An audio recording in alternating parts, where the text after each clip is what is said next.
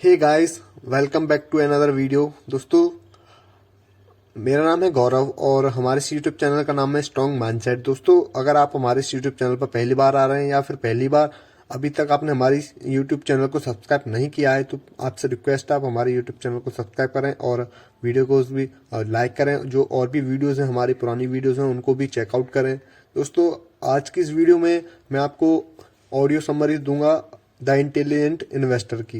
यानी कि ये जो बुक है वो बहुत ज़्यादा इंपॉर्टेंट बुक है, वो बहुत ज़्यादा अच्छी बुक है। दोस्तों, अगर आप कहीं पर भी इन्वेस्ट करते हो या जो कोई भी बंदा इन्वेस्ट करना चाहता है तो उसको ये बुक अच्छे से रीड करनी चाहिए और उसको समझना चाहिए, तब जाके उसको इन्वेस्टिंग करनी चाहिए। बिकॉज ये जो बुक है इन्वेस्टर्स के लिए बहुत ज़्यादा बेनिफिशियल है।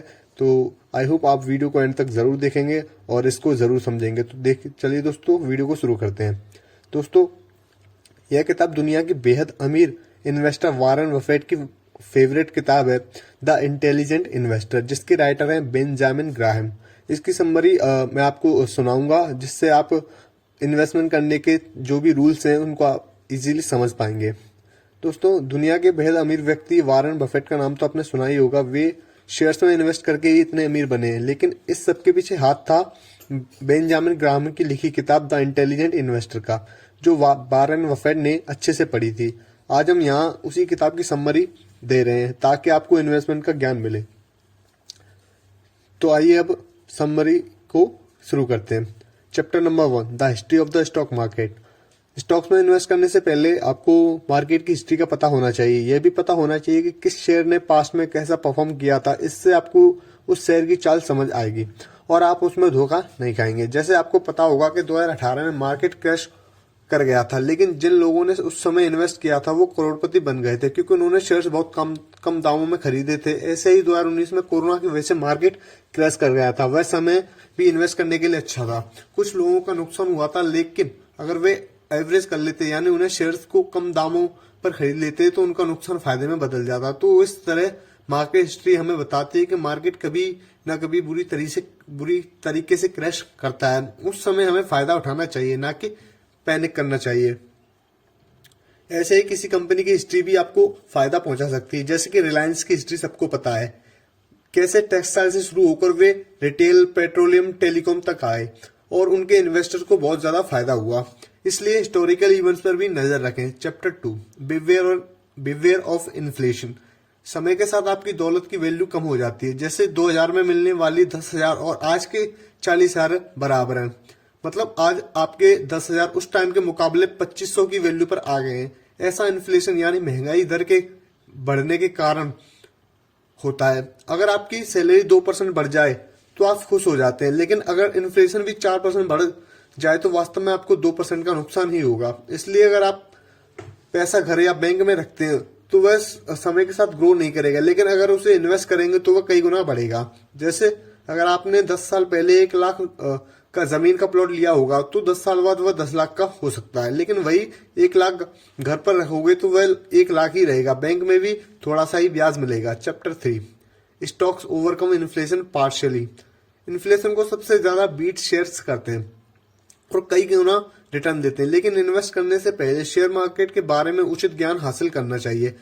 थोड़ी इन्फ्लेशन बढ़ना फायदेमंद होता है, क्योंकि इससे कंपनीज भी अपनी रेट बढ़ाती है और शेयर का प्राइस ऊपर चला जाता है। लेकिन बहुत ज्यादा इन्फ्लेशन नुकसानदायक होता है, क्योंकि इससे महंगाई भी बढ़ जाती है और कंज्यूमर सामान नहीं खरीदते। इससे कंपनी का घाटा होता है और शेयर का प्राइस नीचे चला जाता है। इसलिए शेयर में तब इन्वेस्ट करना चाहिए जब इन्फ्लेशन रेट मिड रेंज में हो, न बहुत ज्यादा हो न बहुत कम।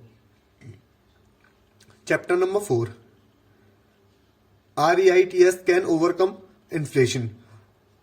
REITs का मतलब होता है रियल एस्टेट इन्वेस्टमेंट ट्रस्ट। ये ऐसी कंपनीज हैं जो प्रॉपर्टी और बिल्डिंग्स आदि रेंट पर देती हैं।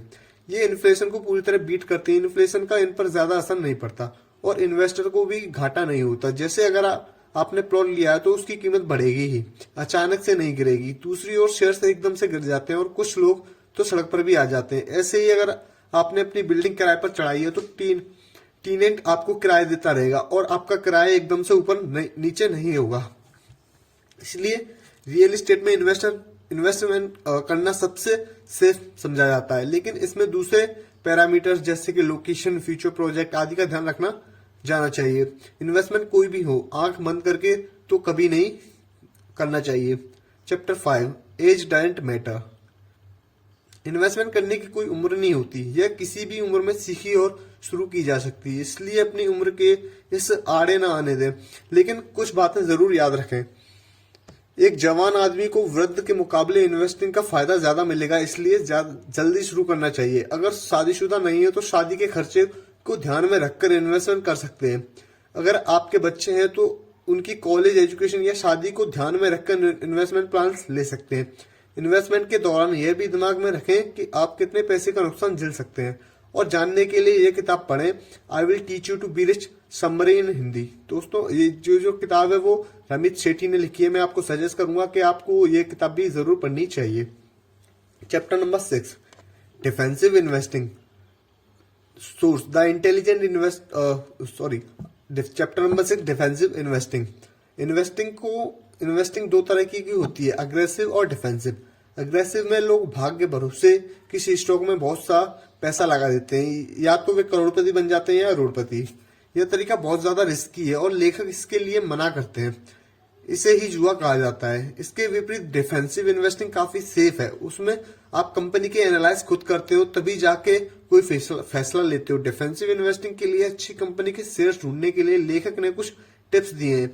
सबसे पहली टिप, हमेशा बड़ी कंपनी में इन्वेस्ट करें जिसके प्रोडक्ट्स आपने इस्तेमाल किए हों। नंबर 2, उस कंपनी के असेट्स उसकी लायबिलिटी से ज्यादा नहीं होनी चाहिए। नंबर 3, कंपनी पर कर्जा नहीं होना चाहिए या बहुत कम हो। नंबर 4, कंपनी ने 10 साल तक लगातार मुनाफा कमाया हो। पॉइंट नंबर 5, कंपनी ने 20 साल से डिविडेंड दिया हो। पॉइंट नंबर 6, कंपनी के शेयर की P/E रेशियो पिछली अर्निंग की 15 गुना से ज्यादा ना हो। Point number 7, price to asset ratio book value से 5 गुना से ज्यादा ना हो।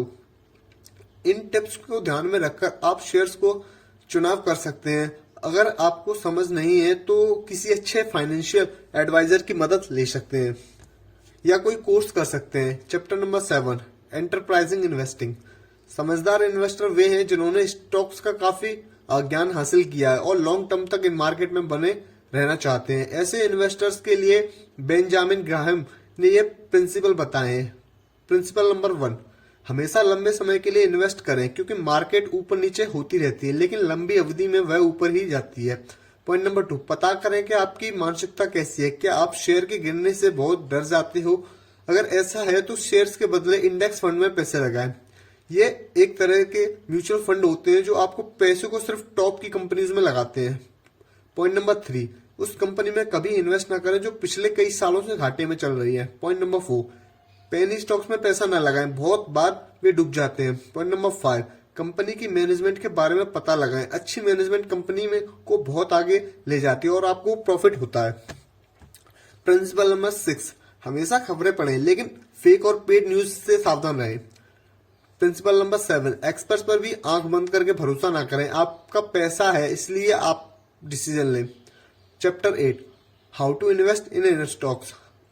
बेंजामिन ग्राहम ने स्टॉक्स में इन्वेस्टमेंट के और भी कई सारे टिप्स दिए हैं जिनमें प्रमुख इस प्रकार हैं। जैसे सबसे पहली टिप, कभी भी डे ट्रेडिंग ना करें, यह बहुत रिस्की और जुए की तरह है। टिप नंबर 2, सब आईपीओ में इन्वेस्ट ना करें, वे बहुत हाई प्राइस पर मिलते हैं, कुछ ही आईपीओ आपको लाभ देते हैं। टिप नंबर 3, बहुत बड़ी कंपनी धीरे धीरे ग्रो करती है, इसलिए ऐसी कंपनी में कभी पैसे न लगाएं जिसकी पीई रेशियो 25 से ज्यादा हो। टिप नंबर 4, गिरते हुए मार्केट में अच्छे शेयर खरीदें। टिप नंबर 5, कभी भी गिरते चाकू को न पकड़ें, मतलब जो कंपनी डूब रही है उसमें पैसे न लगाएं, बेशक उसका शेयर कितना भी सस्ता मिल रहा हो, हाथ कट जाएगा। टिप नंबर 6, अगर कोई बड़ी कंपनी एक नई कंपनी लगाती है तो उसके शेयर जल्दी खरीद लें। जैसे अगर एलन मस्क कोई नई कंपनी शुरू करे तो सब उसके शेयर खरीद लेंगे। Chapter number 9, evidence based investing. आपकी इन्वेस्टमेंट एविडेंस पर बेस्ड होनी चाहिए, ना कि तुक्के या गैस वर्क पर। कुछ लोग दूसरों की देखा देखी पैसे लगा देते हैं और फिर इंतजार करते रहते हैं, उन्हें यह भी पता नहीं होता कि उन्होंने एक साल में शेयर से कितना रिटर्न कमाया। इसलिए प्रॉपर एनालाइज करें, ऐसा ना हो कि कमाने के बजाय आप गंवा रहे हो। जब आपके पोर्टफोलियो में बहुत से शेयर्स होते हैं तो उनके कुछ लॉस में होते हैं और कुछ प्रॉफिट में। ऐसे में नेट प्रॉफिट और लॉस पता करना मुश्किल हो सकता है, लेकिन डायरी पर लिखकर और बेसिक मैथ करके आप पता लगा सकते हैं। जिस शेयर ने प्रॉफिट कमाया है और अब उसके और बढ़ने की उम्मीद नहीं है तो उसे बेच दें, क्योंकि कुछ लोग उन शेयर से प्यार हो जाता है। वे सोचते हैं कि ये आगे भी बढ़ते रहेंगे, इसलिए प्रॉफिट बुक नहीं करते। इससे उनको फायदा उतना ही होता है जितना फिक्स डिपॉजिट करने वाले व्यक्ति को, और इस तरह कोई वारन बफेट नहीं बन सकता। Chapter 10, market volatility is useful. जब मार्केट बहुत ऊपर नीचे होती है इसे वॉलेटिलिटी कहते हैं।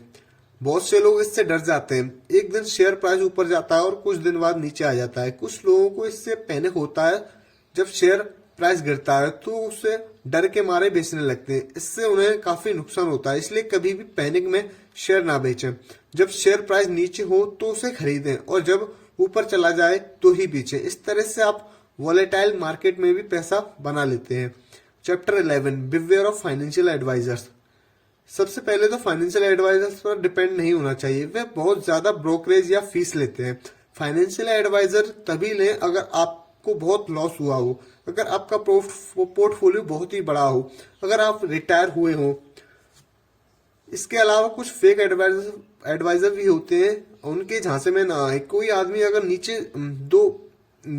कोई आदमी आपको ऐसी दो बातें बोलता है तो समझ लें कि वह फेक है। जैसे कि ऐसा मौका लाइफ में एक बार आता है, या क्या आप मेरी तरह अमीर नहीं बनना चाहते, या मेरे पास खास ट्रिक्स हैं जो कोई नहीं बताएगा, या फिर आप मेरे मेथड से बहुत पैसा बना लेंगे आदि। अगर ऐसी कोई बातें बोलता है तो आप समझ लेना कि वो सामने वाला इंसान फेक है।